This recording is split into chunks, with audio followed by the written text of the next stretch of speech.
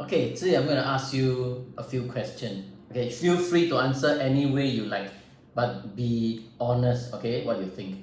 First question, are you ready? Yeah. Then Okay. make it hard. What is mathematics? It's like numbers, logic, strategy. Yeah, that's what I think. What else? No, really, not much.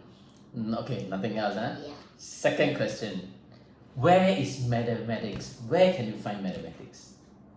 Well, you can learn mathematics. Your brain has, Hmm? and schools, tuitions.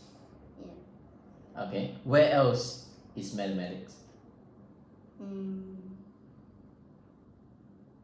I don't think there's any. Okay, nothing else. Third question, how important is mathematics and why?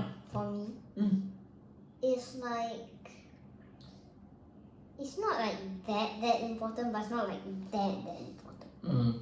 So it's in between. For me, it's like okay. It's just okay. Yeah.